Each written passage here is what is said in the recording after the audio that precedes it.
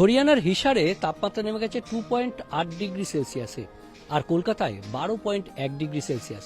তবে কলকাতায় এ মরশুমের এটাই শীতলতম দিন, অর্থাৎ 22শে জানুয়ারি।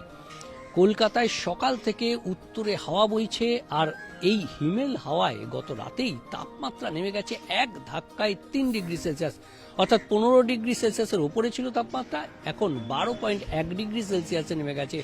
12 ডিগ্রির আগে এর আগেও কলকাতার তাপমাত্রা নেমেছে 13ই জানুয়ারি, সেবার ছিল 12.6 ডিগ্রি সেলসিয়াস, আর 22শে জানুয়ারি সেই তাপমাত্রা নেমে দাঁড়ালো 12.1 ডিগ্রি সেলসিয়াসে। তবে শুধু কলকাতাতে নয়, জেলায় জেলায় এই উত্তরে হাওয়ার প্রভাবে তাপমাত্রা কমে গেছে। 10 ডিগ্রি সেলসিয়াসের নিচে নেমে গেছে বেশ কয়েকটি জেলাতে। শ্রীনিকেতন 9 ডিগ্রি সেলসিয়াস এবং বর্ধমান জেলাতে 8.8 ডিগ্রি সেলসিয়াস, পুরুলিয়া বাঁকুড়াতেও 9 ডিগ্রি সেলসিয়াস তাপমাত্রা, অর্থাৎ বেশিরভাগ জেলাতেই 10 ডিগ্রির নিচে নেমে গেছে পশ্চিমের দিকের জেলাগুলোতে, আর কলকাতাতে 12.1 ডিগ্রি সেলসিয়াস। দার্জিলিংয়েও তাপমাত্রা নেমেছে 3 ডিগ্রির নিচে নেমে গেছে দার্জিলিংয়ের তাপমাত্রা, আর তার প্রভাব পড়বে, অর্থাৎ আগামী বৃহস্পতি শুক্রবারের মধ্যে তুষারপাতের সম্ভাবনা থাকছে।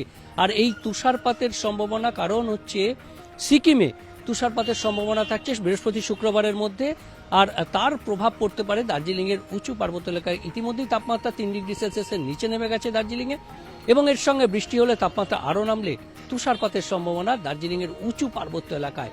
তবে বাংলার যেমন আবহাওয়া, তেমনি উত্তর ও উত্তর পশ্চিম ভারতে সেখানেও কিন্তু তাপমাত্রা কমছে, এবং সেখানে কোল্ড ওয়ে এবং কোল্ড ওয়েভ, এই অর্থাৎ কোল্ড ওয়েভ যেমন শৈত্য প্রবাহ যেমন, তেমনি শীতল দিনের পরিস্থিতিও থাকছে। পাঞ্জাব, চণ্ডীগড়, হরিয়ানা, রাজস্থানের একাংশে সেখানে শৈত্য প্রবাহ যেমন থাকছে, তেমনি পাঞ্জাব, হরিয়ানা, চণ্ডীগড়, দিল্লি, উত্তরপ্রদেশ, রাজস্থান সহ মধ্যপ্রদেশ এবং বিহারেও কোল্ড ডে পরিস্থিতি, অর্থাৎ শীতল দিনের পরিস্থিতি। আর এই পরিস্থিতিতে হাড় কাঁপুনি শীত যেমন উত্তর ও উত্তর পশ্চিম ভারতে, তেমনি বাংলাতেও তার প্রভাব পড়ছে। উত্তরে হাওয়াতে তাপমাত্রা নেমে যাচ্ছে। তবে আগামী 24 ঘন্টায় তাপমাত্রার হেরফের না হলেও তারপর আবার তাপমাত্রা বাড়তে পারে, কারণ আবার বৃষ্টির সম্ভাবনা দেখা দিয়েছে।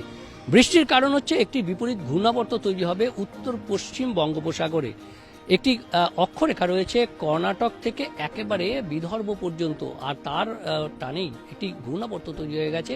আর এই ঘূর্ণাবর্ত থেকে প্রচুর জলীয় বাষ্প ঢুকবে, আর এর প্রভাবে ছত্তিশগড়, বিদর্ভ, ওড়িশা এবং বাংলাতে বৃষ্টিপাতের সম্ভাবনা। 24শে জানুয়ারি বুধবার বৃষ্টির সম্ভাবনা থাকছে। তবে তার আগে আগামীকাল থেকেই পূর্ব ও পশ্চিম মেদিনীপুর এবং দক্ষিণ 24 পরগনা, সেখানেও বৃষ্টির সম্ভাবনা থাকছে, হালকা বৃষ্টি।